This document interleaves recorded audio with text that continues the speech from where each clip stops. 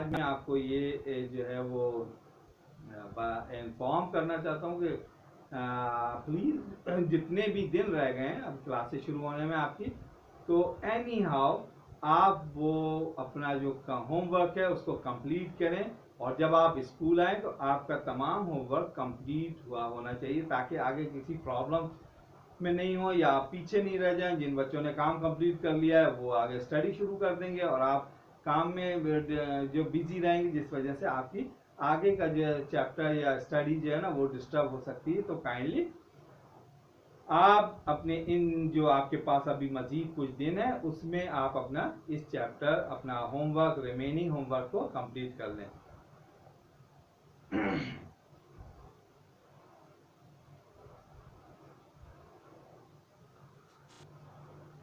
बिस्मिल्लाहिर्रहमानिर्रहीम।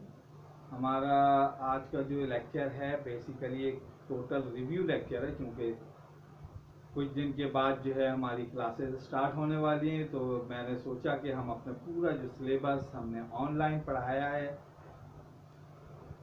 More than 3 months, वो हम जो है उसको एक रिव्यू कर लें, ताकि हमारे जहन में तमाम चीज़ें एक फ्लैशबैक की तरह सामने आएँ, और हम उसको एक दफ़ा रिव्यू करें कि एक्चुअली हमने कितने चैप्टर्स पढ़ लिए, किन चैप्टर्स के हमने लेक्चर किए, कितनी एक्सरसाइज कर ली, और किन चैप्टर में हमने क्या चीज़ डिस्कस की और पढ़ा। तो लेट्स स्टार्ट आवर सिलेबस, जिसमें हमने अपने ज्योग्राफी पोर्शन में the earth in space, then climate, our country, then western highlands and river Indus. ये हमारा ज्योग्राफी पोर्शन का जो सब्जेक्ट है उसको हमने पढ़ा, जिसमें अर्थ इन स्पेस में हमने क्या किया, हमने पहले लेक्चर दिए और लेक्चर के बाद हमने इसकी एक्सरसाइज की। अर्थ इन स्पेस में हमने क्या पढ़ा, अर्थ इन स्पेस में हमने अपनी पूरी जो एक यूनिवर्स है, यूनिवर्स के बारे में पढ़ा, और ये पढ़ा कि हमारी जो अर्थ है वो स्पेस से कैसी लगती है, और हमारे और सोलर सिस्टम क्या है, उसमें कितने प्लैनेट हैं, ये तमाम चीज़ें हमने डिस्कस की वन बाय वन।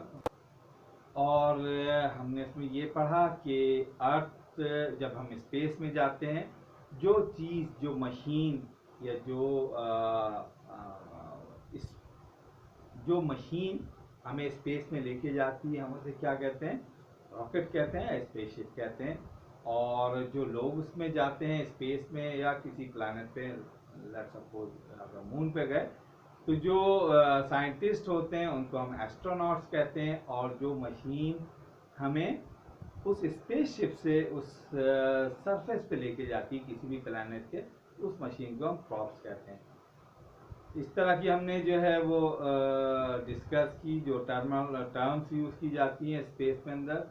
और इसमें हमने सबसे इम्पोर्टेंट चीज़ जो डिस्कस की, उसमें डे और नाइट का क्रिएट होना और सीजन्स का क्रिएट होना, ये किस तरह होता है हमारी ज़मीन पे, just because of revolution and rotation. हमने ये भी पढ़ा था कि अगर वो एक्सिस पे रोटेट कर रही होती है तो हम उसको रोटेशन कहते हैं, और वो मूवमेंट जो पूरे सन के अराउंड सर्किल कर रही होती है, that movement is called revolution. तो हमारा डे नाइट का होना और सीजन का क्रिएट होना हमारी ज़मीन पे इसी रोटेशन और रेवोल्यूशन की वजह से होता है।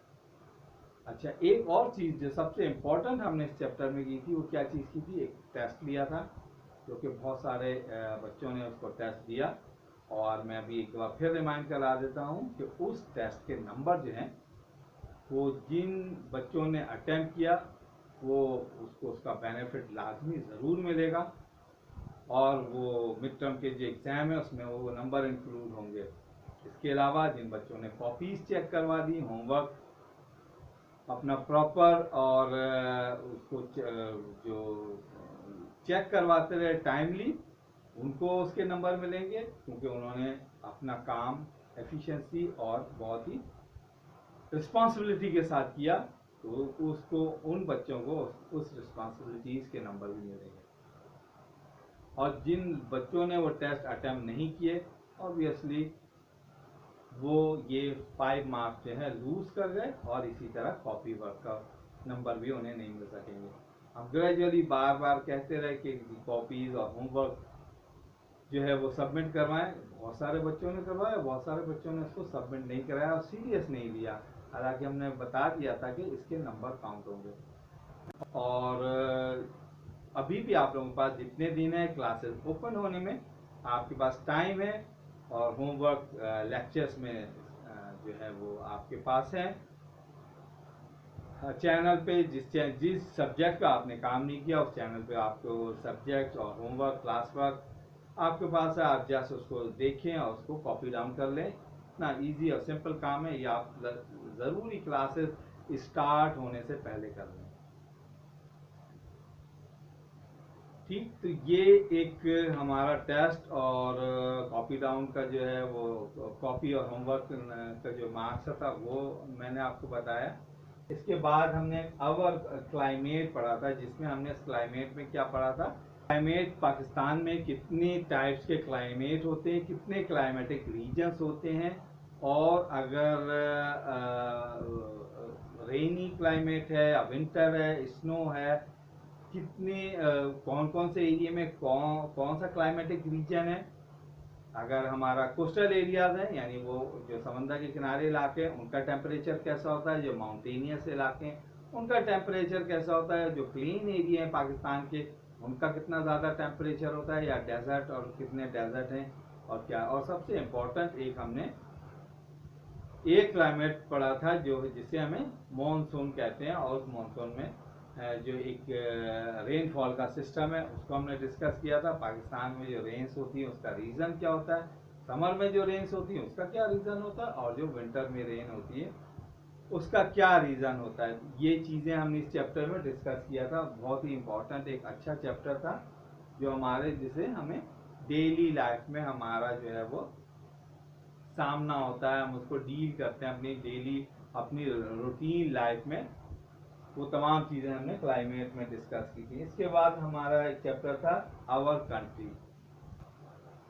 आवर कंट्री में हमने पाकिस्तान की लोकेशन के बारे में पढ़ा था। पाकिस्तान एशिया में है, उसकी लोकेशन क्या है, साउथ पे है, उसके नेबरिंग कंट्रीज कौन से हैं, क्या क्या नाम है, किस डायरेक्शन में, यानी ईस्ट में कौन सा कंट्री है या नॉर्थ में कौन सा कंट्री है, इसको डिस्कस किया था। और पाकिस्तान में कौन कौन से फेमस सिटीज़ हैं इनको डिस्कस किया था। बहुत ही इंटरेस्टिंग और इंफॉर्मेटिव ये चैप्टर था।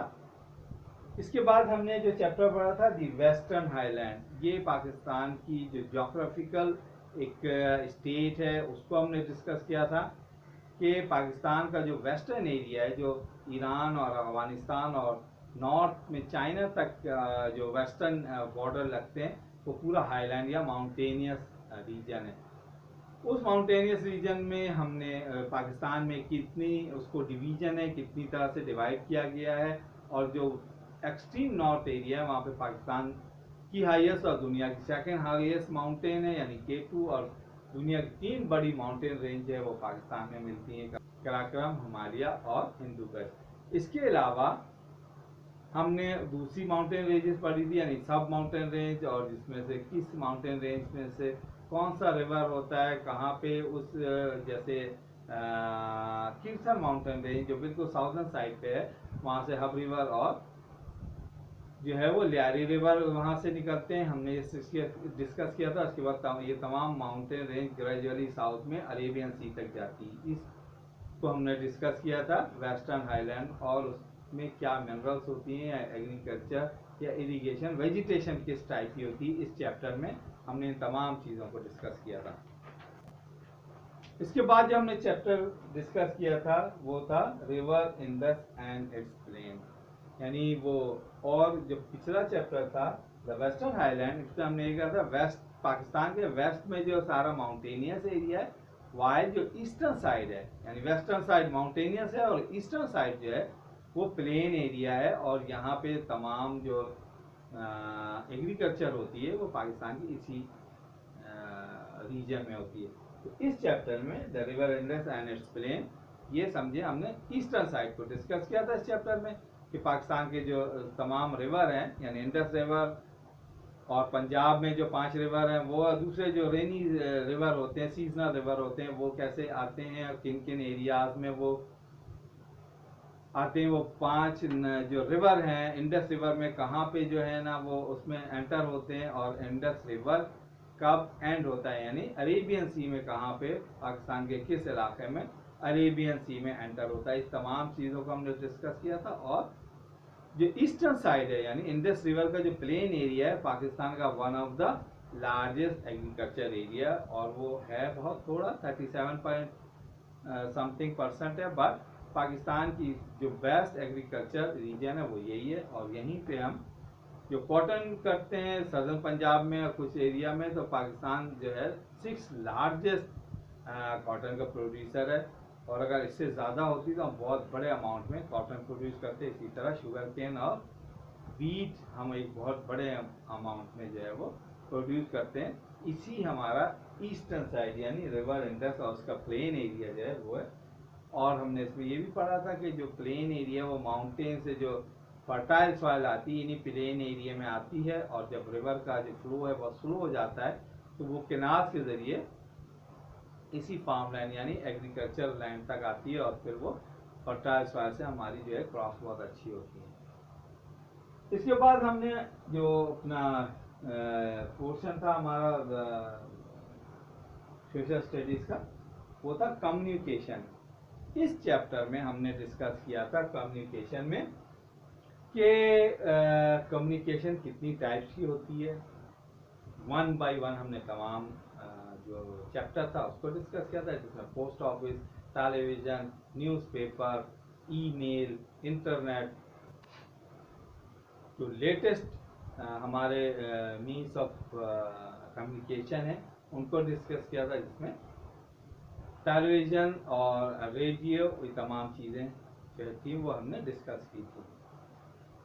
और उनकी सबसे इम्पोर्टेंट चीज़ मैंने उनकी तमाम की आपको वीडियोस भी दिखाई थी, ताकि वो चीज़ें ज़्यादा आपको अच्छी तरह से अंडरस्टैंड हो सकें, क्लियर हो जाए आपके व्यूज़ जो इन तमाम चीज़ों के बारे में।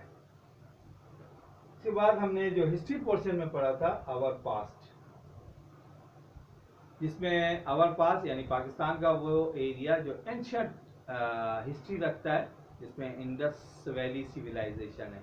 यानी इंडस वैली सिविलाइजेशन में एंटर 3000 ईयर पहले जो लोग रहते थे, जो सिविलाइजेशन थी वो कहाँ थी, कैसे थी, कैसे डिस्कवर हुआ, उसे क्या कहते हैं यानी। और उसकी सबसे बड़ी एम्पायर जो नाम था वो मोहनजोदड़ो, हड़प्पा और बहुत सारी कोड डीजी डिफरेंट हमने जो है वो जो एंशिएंट सिविलाइजेशन थी वो पढ़ी थी। उनके रूम से क्या क्या चीज़ें हमें डिस्कवर हुई, सील्स हुई, वो कैसे रहते थे, क्या चीज़ जो थी वो बिजनेस करते थे, यानी अपना जो प्रोफेशन थे उनके क्या थे, उनको रूल कौन करता था, वो किसी किंग के अंडर कंट्रोल में थे या किसी प्राइस या रिलीजियस पर्सनालिटी के अंडर कंट्रोल में थे। ये सारी चीज़ें डिस्कस की। और सबसे इम्पोर्टेंट चीज़ ये भी डिस्कस किया कि वो आखिर क्या रीज़न थे जिसकी वजह से पूरी सिविलाइजेशन जो थी वो डिस्ट्रॉय हो गई, जिसमें आर्यांस सबसे मोस्ट इम्पॉर्टेंट एक ट्राइब्स था जो सेंट्रल एशिया से आया इंडस वैली में, और पूरे जो इस वैली सिविलाइजेशन को डिस्ट्रॉय कर दिया।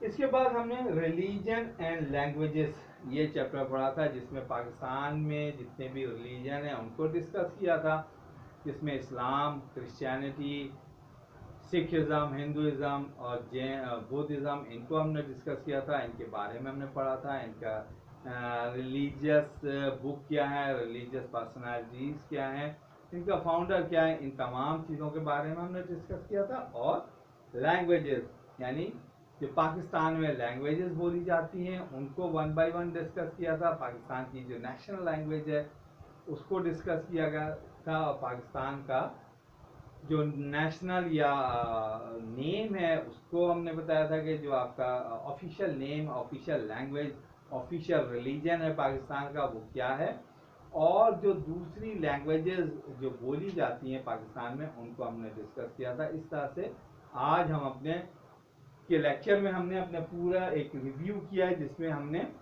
1 बाय 1 हर चैप्टर को डिस्कस किया कि इस चैप्टर में क्या पढ़ा था, क्या चीज़ डिस्कस की थी। इस तरह से आपको एक तरह से पूरा एक जो हमारा ऑनलाइन लेक्चर्स का एक सेशन चला था उसको रिव्यू करने में आसानी हुई होगी। और बहुत आज के लेक्चर से कि हमने क्या क्या पढ़ लिया है और अब हमें मज़ीद कितना पढ़ना है ये हम भी डिस्कस करेंगे। और जब क्लासेस शुरू हो जाएंगी तो इंशाल्लाह फिर हम मज़ीद डिस्कस करेंगे कि और हमें क्या क्या चीज़ों को मज़ीद हमें जो है ना आगे पढ़ना है एग्ज़ाम तक।